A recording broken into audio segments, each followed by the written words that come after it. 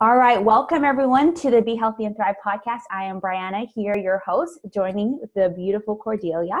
And we're just going to talk today about kind of creating boundaries and how that can really help us live less stressed lives. Because if we're all honest, that's kind of where we're at in this today's society. We are overly stressed, we're overwhelmed, and we're constantly living in a chaotic life. So Cordelia here specifically helps moms get less stress and go from chaos to calm. So welcome. Thank you for joining us.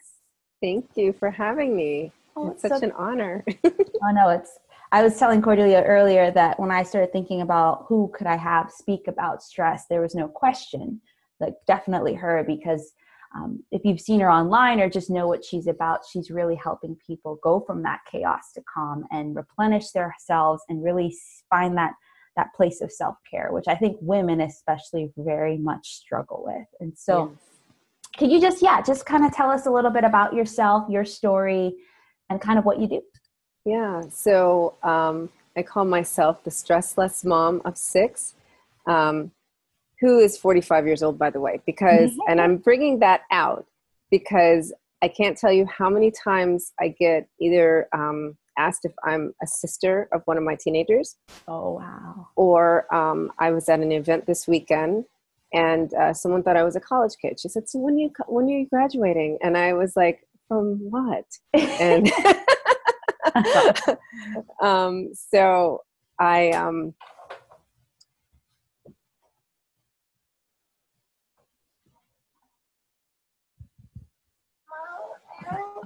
have a co-host. Yeah. Well, you couldn't be a mom of six without a baby around or a child around, right?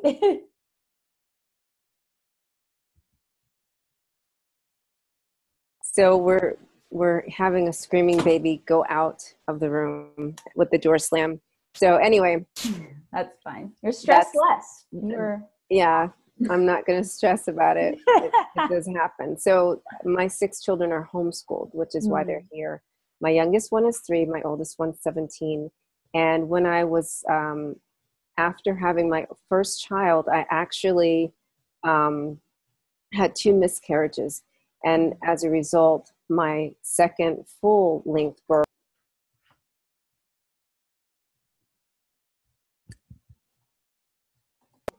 Can you please close the door? So with the second pregnancy, I had a lot of difficulty, and I had to learn, how to take things in stride and really, make it through that pregnancy. And what was especially hard was the last trimester I was on bed rest. Then, after going through all that, after having the baby, I actually was diagnosed with postpartum depression. Right. And so, I wasn't really sure what was going on. I asked the doctor, I was like, well, I'm having all these strange thoughts and this and that and the other. And she was like, oh, we have a prescription for that. And I was like, I'm sorry, what are you saying? And so I said, I'm planning on nursing and I want to be careful what gets in the milk. And she's like, oh, it's a low dosage. It's all right. And that was really, really my wake-up call, because before that, I had been like a go corporate accountant, and I was all into my career. And I was like, well, I have a daughter, now I have a son, the 2 kids, the house. And that was like my focus. And, I was just almost there, but I was reaching that corporate glass ceiling.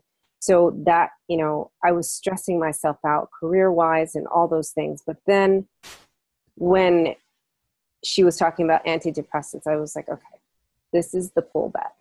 I'm not going to go down that route. And I just took my maternity leave and educated myself better on nutrition.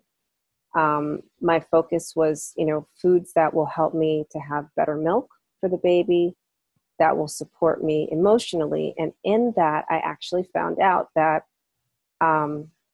during pregnancy, if you're going to have a baby boy, the production of testosterone actually wears on the body, on the mom's body, if you don't have, all of the B's like niacin and biotin, basically, those are the most important.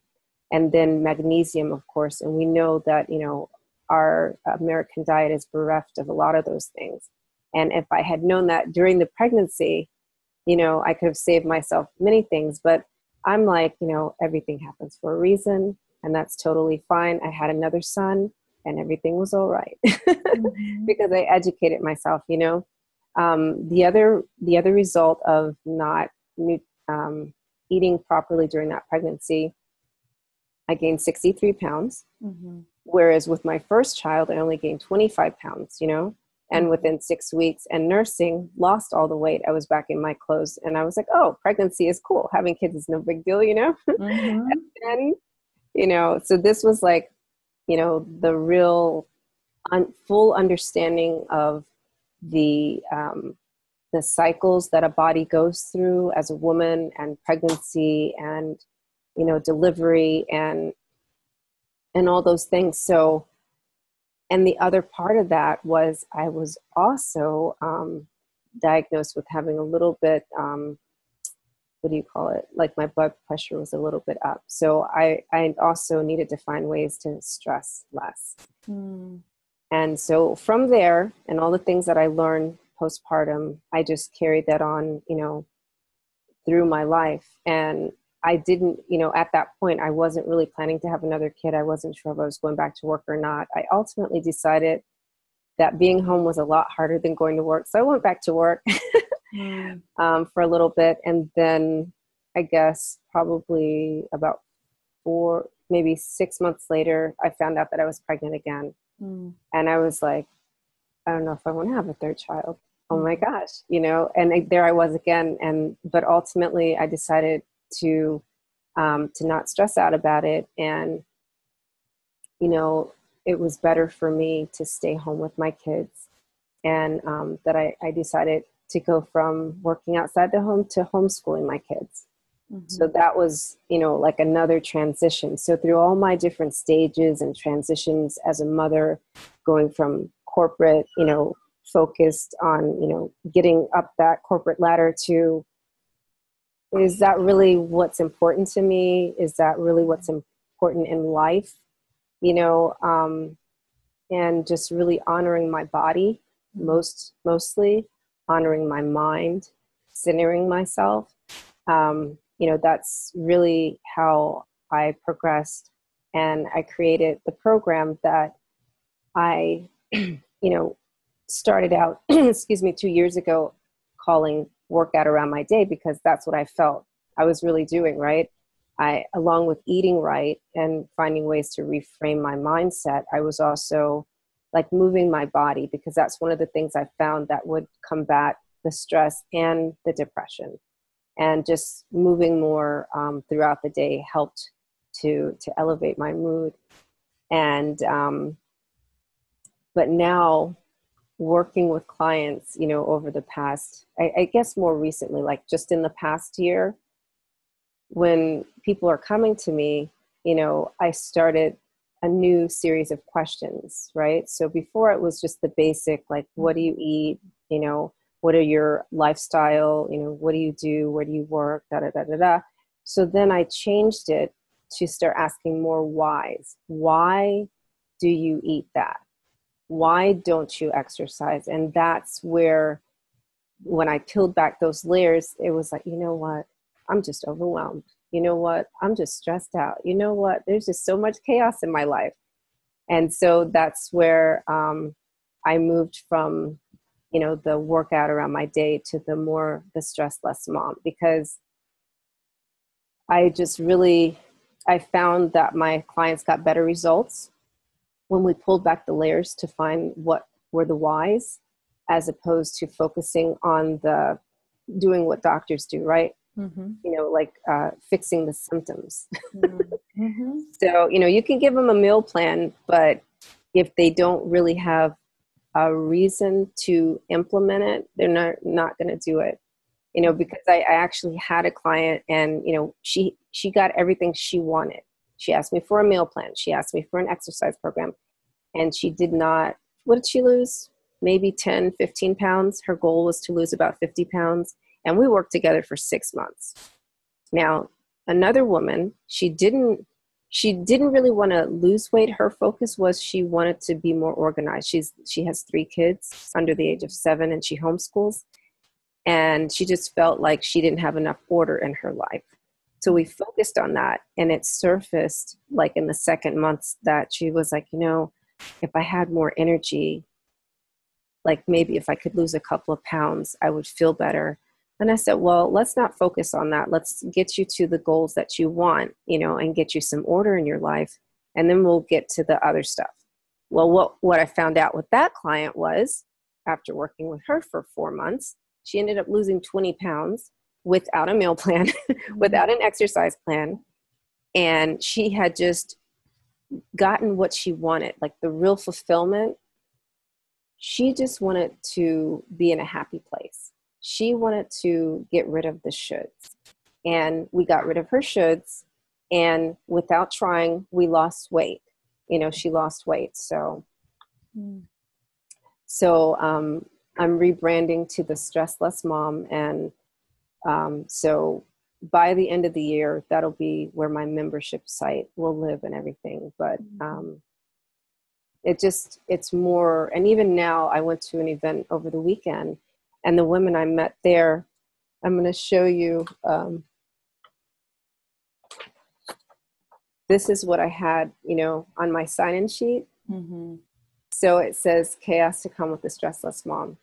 And I asked, if they were interested in the retreat, or if they were interested in the membership, right? I have a retreat coming up in the spring. And before they even answered that question, they were like, what really brought me to the table is I saw that you had chaos to calm.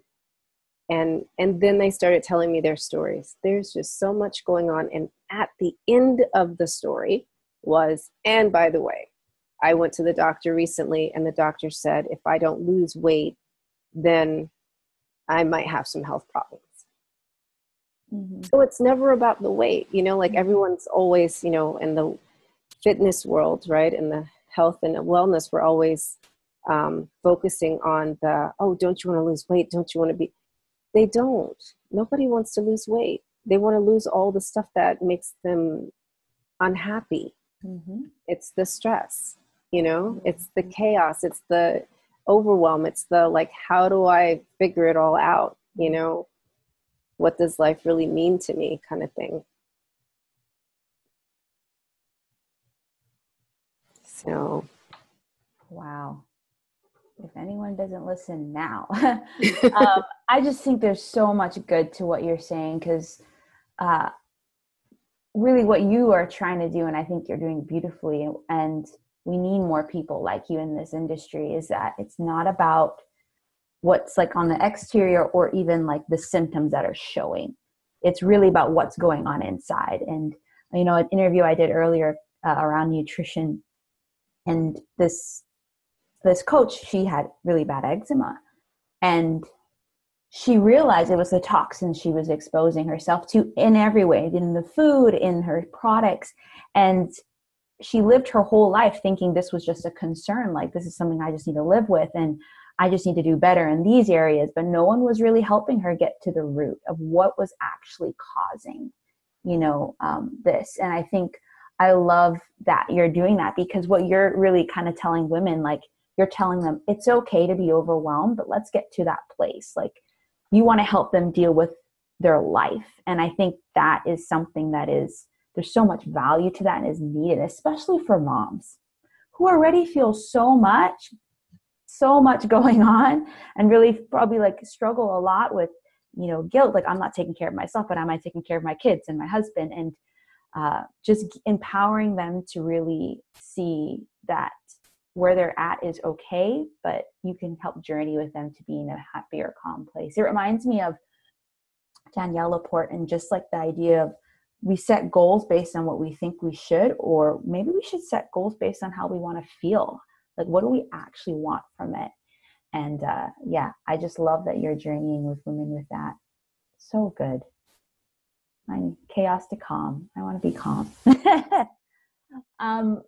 So what are some of the things that that you think are major, stressors in the life of the women that you kind of work with or talk with?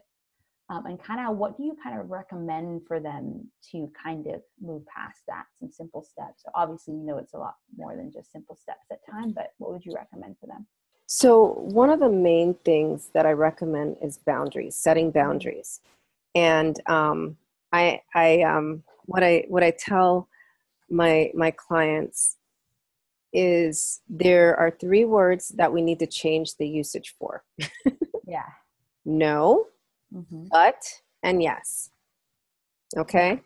So no, we're going to now use that looking at the things that really deserve our time, deserve a response, and the people that deserve our time and our response, right? So we're in the habit as nurturers always saying yes. So now the things that, just take a minute and just step back before you just do that automatic yes. I want to take a walk to the playground, right?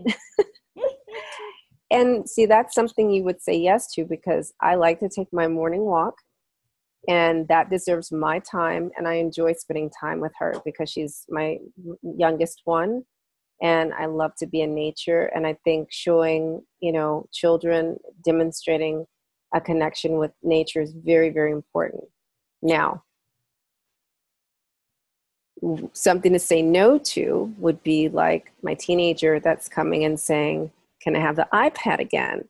And see, first of all, there's a boundary here, because there are certain requirements in order to get the iPad at certain times, right?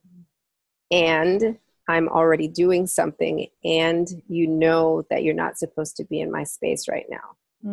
I could easily also say yes, oh, sure. And that way that gets them out of my space, but all the other things that they're supposed to be doing won't happen. And that's going to cause me problems in the long run.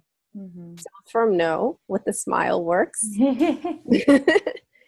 The word but, we'll say the yes, and then we'll say, but I really don't want to do this. Well, we can change that to no,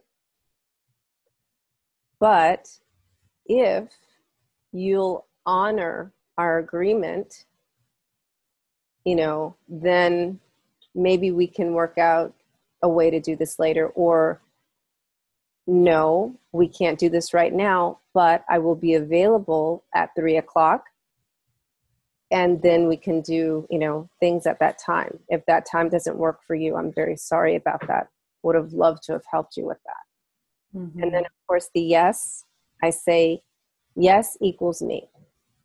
Anything that you need. And that goes back to the questions in the first one where we're deciding what deserves our time, right? So anything that you find is a true need for you. So really take the time to journal and write down what are your needs. And whatever those things are, a lot of times we think self-nurturing or self-care is like a spa day or a massage or something expensive or luxurious, and it's not.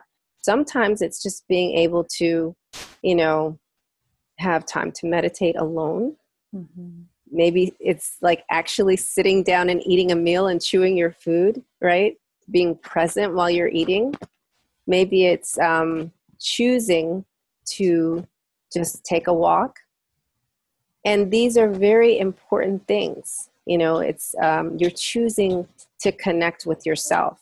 And these are the really important self-care things. There was a mom I was talking to in Australia, and you know what her major self-care thing is? You'll relate to this one of these days, Hannah. Going to the grocery store alone. Okay? So I go to the grocery store and I can shop with up to 4 of my kids. Yes, absolutely you. My baby girls. And I have a list, and as long as it's on the list, I can shop in 35 minutes with my kids. But you know what? I can shop without a grocery list and get everything that I need to get alone. You understand? So that's her self-care, is going to the grocery store alone. And, some people are like, really? Is that such a big deal? When you're a mom, it's a big deal, I'm going to tell you. Yeah. So, yeah, setting firm boundaries, definitely. That's great. So yeah, definitely setting boundaries, yeah, in regards to your children and just how you do that. What about other relationships, you think? Like, you were talking about the no, the but, and the yes. Because I found that at least a lot of friends that I have who are moms, especially in regards to like church groups or community groups, because they are nurturers, they're always saying yes to those things. And then, then they still have their kids' activities, and then they're all over. And so there's this one book that I recently read, probably about 2 years ago, that's not as recent, called The Best Yes by Lisa Turquoise. And she just talked about how when you're saying yes, you're saying no to something else, for sure. But also, what is the best yes in this situation? And does that mean saying no to something else, right? So what kind of boundaries have you maybe set in regards to maybe not just your kids and your family, but the things that you're a part of, different community events or even friends or family that have helped you be in that calm place? So I used to be a Girl Scout troop leader. I did that. I've done it 2 or 3 times. So when my oldest was 6, about 11 years ago, I was a Girl Scout troop leader. And back then I was like, oh yes, sure, I'll do that. And, oh, well, can I get a volunteer for the cookie sales, right? Because that's a big job and that's a big volunteer job. So, I couldn't get anyone to volunteer. So with that first troop, bye. Aww. With that first troop, I was the leader and the cookie mom. The next year, with the second troop, I was like, okay, I'm not going to be the leader, but I will be the cookie mom. And I was surprised how many people stepped up to be leader. Yeah. But I stressed myself out so much that year because I wanted to I wanted to be there for my daughter. I wanted to be there for the community. But I learned a valuable lesson by just saying no that second year. And it felt really good. So, but I was still in that guilt place because the next year I was just like, I felt the weight of shame. I was like, I stepped down as leader, took over as cookie mom, and I just couldn't face the community. So then I guess that third year I didn't do anything. And then when my next daughter, then she turned 6 and she's like, I want to be a Girl Scout. And I was like, oh, here we go again. And there, of course, was no leader. And so this time I had taken that time off, right? And shed that guilt and shame. And I was like, you know what? I've got I had 4 kids at that point. And I was like, look, I've done the leading. I've done the cookie mom thing. People, if I give them an opportunity, will step up. So I'm going to go into this, but this time I'll be the leader, but I'm going to hand out jobs from the get-go and straight delegate. You see what I mean? So I learned. Awesome. It only took me 4 kids and 3 different Girl Scout troops. But, there's a way to do it. And you don't have to wait years and years and years, I mean, it took me 4 years. I think that was a long time. But, it was just, I said, okay, if I ever have a troop again, I'm going to make sure I delegate. And so when the opportunity arose again on the 4th year, I just came in. I was like, okay, guess what? I'm going to start the troop and I'm going to lead. But I need a co-leader. And I know that you really, really want your daughter in this. So you're going to be a co-leader. And it was like, but I'm like, no, you can do it. I know you can because I've seen you organize this and this and this. And then, I'm going to need a cookie mom. And then I'm going to need a volunteer coordinator, right? Because that's part of the leader position. So then I was hands off. I had a lot less. I was more oversight and less doing. So, yeah. That is so beautiful. It's funny. I was talking to someone yesterday and she was just asking how, I've delegated some stuff in my business, and that, if you want someone that you can trust when you're delegating, for sure. But she asks just, is there anything else you can delegate? And I was like, oh my gosh, that's a very good question. I'm like, probably, but you're so used to doing it on your own. So asking yourself, like, is it actually helping you or the people you're serving? Because what you're doing is by you stepping back, some people were able to rise to leadership. Yeah. And it's funny because at least for me, I'm such a, like, if I want a position, if I really want something, I'll ask for it. I don't need kind of someone to step out. But it's amazing how when you do step back, some people can say, hey, maybe I could do this. Maybe. And I love that you learned it though, right? Because you're like, well, it took 4 kids, but you still learned it. A lot of people spend their whole lives and they don't learn, Yeah. So I love that you're kind of forced to have those boundaries. And something specifically you said that I think I just want you to touch a little bit upon and kind of give it some advice around is the shame and the guilt that we feel with saying no. And sometimes even saying yes. I think we feel a lot of that. And how did you kind of work through that specific emotion? Because I think that is actually what really tears down a lot of women in regards to their bodies, in regards to who they are, is that feeling of shame and guilt. And so how did you kind of work around that? And how would you suggest people move past that and heal in that area? That's a really good question. The third part of what I do is reframing your perspective with sweet talk. So I was like, there's no reason that I should feel ashamed because people wanted a Girl Scout troop and I provided, what they needed at that time. And I did the things that were required to make it happen. And I've got, I did it with more kids than most people. And I think I must have been pregnant at some point there because my first 3 kids are like 2 years apart. And then the next one, so I had to have been pregnant at some point there. So it was like, I know I need to do this for my body. I need to do this for my family. And there's nothing to be ashamed of. And there's no guilt. My daughter, she didn't really miss it, not going that 3rd year, because when I didn't lead, nobody stepped up. They didn't have it. And I was like, not a big deal.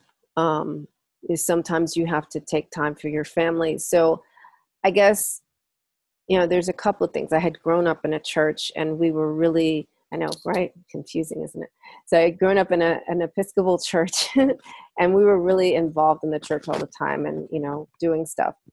So, the Muslim community is kind of the same way. It's mostly, volunteer, a lot of volunteer opportunities. But the problem that I see that's different in the Muslim community is it's like the same 5 women running it. And I wasn't going to be one of those 5 women running it, and that was where the guilt was coming from. I was like, oh, they're looking at me, they're waiting for me. But the truth of it was nobody was like, Cordelia, where are you? We need you. No one was doing that. I was doing that to myself. So, when I realized it was my own self-talk telling me, right, probably from me growing up being so active in the church, it was me telling me that they need me and how dare I be selfish and take care of my own family in my own body, right? So then I was like, whoa, the slam breaks. Nobody is like beating down my door saying, no one's doing that. It's just me. So just shedding my shoulds, I love it. Sweet talk. Because it's so true. What we do is the opposite.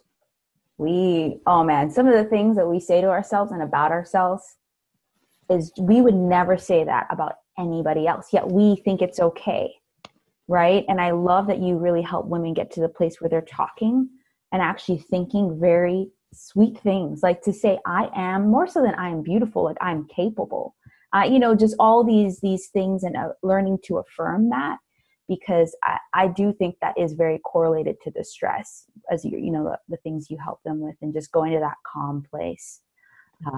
I really feel right now calm after talking to before I was like, oh wow, the time. And I think I need to talk to you more often. Just get that little, so, and just seeing that it's important for us to even care for ourselves so we can care for people better as well. Like, because, what you were saying, we're all nurturers. Like, we love to nurture, we love to care, we love to uplift, but we need to see that caring for ourselves is definitely best thing to do that. So what kind of, as we wrap up, any like bit of encouragement, main thing you want to really leave with those listening around boundaries, stress, getting calm? So if you struggle, can you hear me well? Yeah. Okay. So if you struggle with being your own best friend and whispering sweet nothings into your brain, I'm offering my Sweet Sayings ebook for you to just, learn how to be at peace and calm with yourself, and take time to own your space and your sanity, and just stop telling yourself what you should do. The only thing you should do is make sure that you're sleeping at night, that you're eating well, and that you're sitting down and chewing your food, and making sure that you're moving your body, even if it's just stretching, because stretching actually, there have been so many studies recently proving that just stretching alone will lengthen your life. So those are the things that you should do, and everything else is, and you should sweet talk your brain, and other than that, just let it go. So good. It's just amazing, like, to hear you like say this too, because I think I've been in a season where I've been seeing, like, giving myself permission to have self-care, giving myself permission to take a day off, giving myself permission to just stretch and not do an intense workout because I don't feel like it. Like, that's what I need. And it's so amazing because in that, I feel like I've been coming to a better place of really like waking up and saying, I'm proud of myself. And that's a very hard thing for me to say because I'm always thinking there's more to do, or I should be more, I should, and all. And so like twice this past week, and it was the weirdest feeling ever that I had to actually tell someone, I'm like, can you remind me of this later? Because I have never normally thought this in my life ever, right? And but it does come to that point when you are nurturing yourself more, you can say those sweeter things because you're in that good place, right? In that calm place, to receive it from others, but also from yourself, right? Yes. And so good. Awesome. Well, can you just tell us how people can kind of follow you, get in contact with you, other than, the book, but just a little bit about where people can find you? Oh, sure. So most places on social media as Cordelia Ghaffar. And you can also find me as the Stress Less Mom. I have a public figure on Facebook for that. And that's where you can follow me. So like I said, for now, I'm transitioning from my Workout Around My Day website to the Stress Less Mom website. So depending on when this podcast is published, that's where you can find me. Okay. So good. It's so beautiful to just see you kind of find that happy place where where you need to kind of help women. And it's this, because it's needed. It's just needed. All right. Thank you so much for joining us. Thank you for sharing. I feel ready to face my day now. I'm just like, I had this whole to-do list and I said, you know what gets done, and I'm just going to enjoy it, So, absolutely. Thank you so much. Thank you. All right. Bye-bye.